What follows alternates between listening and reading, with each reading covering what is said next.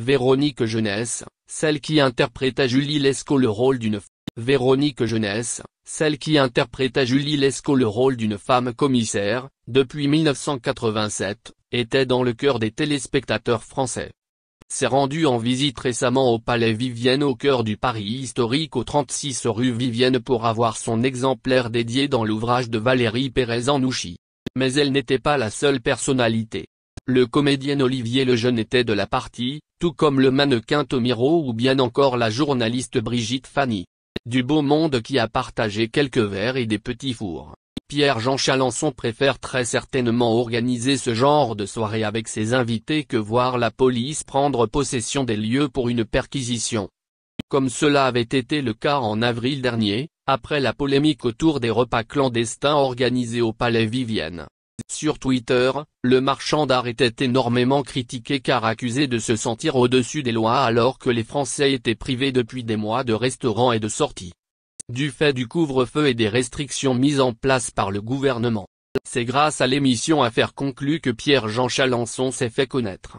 Ce passionné de Napoléon Bonaparte apportait excentricité et dynamisme à un programme qui aurait pu manquer de rythme, mais qui trouve immédiatement son public.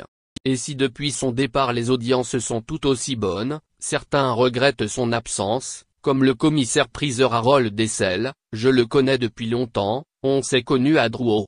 Il était déjà impulsif. Il apportait une touche de fantaisie qui n'existe plus dans l'émission. Mais le 7 avril dernier, il n'était plus question de savoir si Pierre-Jean Chalençon manquait ou non à Affaires conclues puisqu'une enquête le concernant a été ouverte pour mise en danger de la vie d'autrui.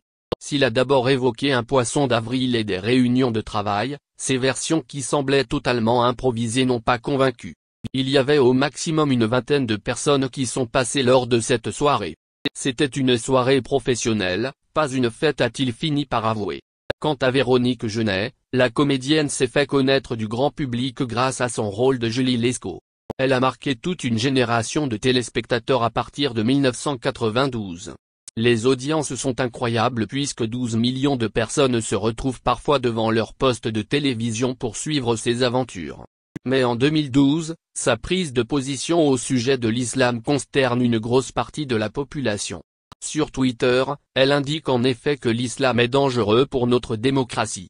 Interviewée par Jean-Marc Morandini sur Énergie 12, elle se défend en nuançant son propos. C'était une phrase au milieu d'une grande conversation que j'avais avec quelqu'un sur Twitter, je parlais des extrémistes. Tout de suite, ça a été islamophobe, raciste j'ai réfléchi, la phobie c'est la peur alors peut-être, effectivement, je suis islamophobe. La peur, elle vient de la méconnaissance ou d'une expérience, d'un danger qu'on sent j'ai donc lu le Coran et je n'ai pas été plus rassuré. Tout ce qu'on voit autour de nous fait qu'effectivement cette phobie existe, parce qu'on voit des choses qui font peur. Vous ne pouvez pas nier que les extrémistes font peur. Moi j'aurais été christianophobe si j'avais vécu au temps de l'Inquisition. Vous savez de quoi c'est parti cette histoire, 53 pays musulmans voulaient inclure la charia dans les droits de l'homme. Il y avait une pétition à signer disant que nous, on voulait confirmer nos droits de l'homme tels qu'ils étaient, voilà c'est tout. Mais en 2020, elle fait de nouveau parler d'elle pour un sujet bien d'actualité, le Covid-19. Elle affirme soutenir les recherches du professeur Didier Raoult et met en cause la fiabilité des vaccins.